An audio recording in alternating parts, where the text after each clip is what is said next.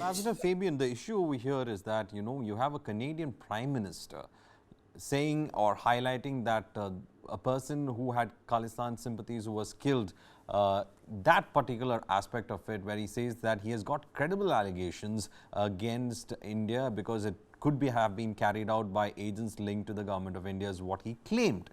So when a Prime Minister of a country raises that I think is where, things become a little more difficult for India to actually address, because here you're talking about a country with whom you have almost $13 billion of trade. You're talking with a country that has a huge population. Other than the Sikh population, you have a huge population of other Indians who have settled there, who've pursued studies. There's a huge Indian student population in that country. So you have a multifaceted relationship with Canada's trade, student exchange, even immigration to a large extent. So with all that happening, and then you have the Prime Minister of that country addressing this, I think then it becomes quite serious. I mean, it's not about Khalistan alone. It is about the fact that how much of Khalistani elements are controlling his government.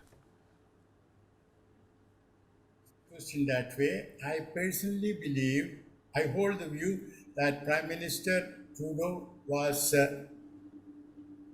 what shall I say, he did the wrong thing by accusing India in the House of Commons. In fact, the very words he chose, these are credible allegations. Now, how can you act on the basis of, quote, credible allegations? If you have to act on the basis of proper investigation.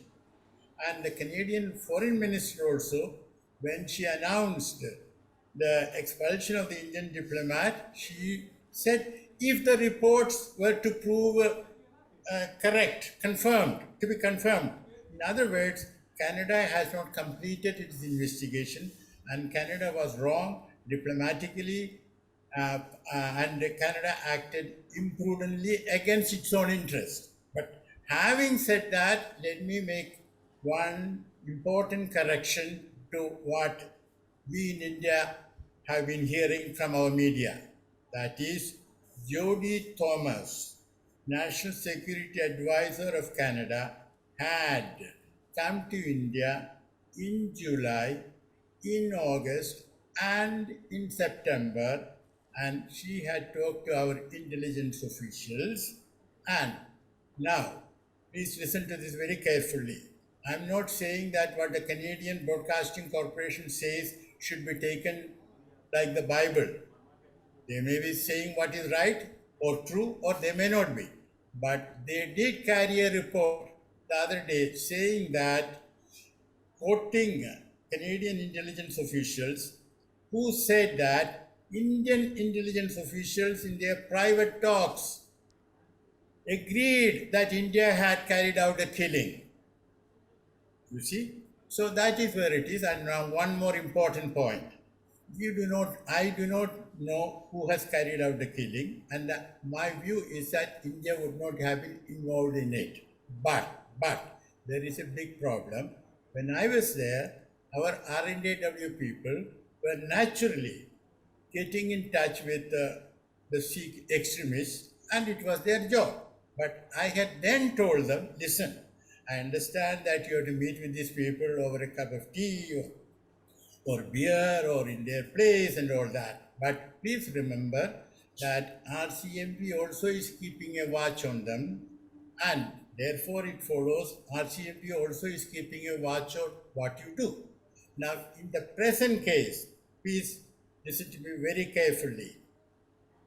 As I said, I do not think India has done it, but it will not be difficult for RCMP to assemble evidence, electronic and human, which point in the direction of Indian diplomats, because they have lots of cameras here and there, and they can always intercept telephonic conversations with or without America's help.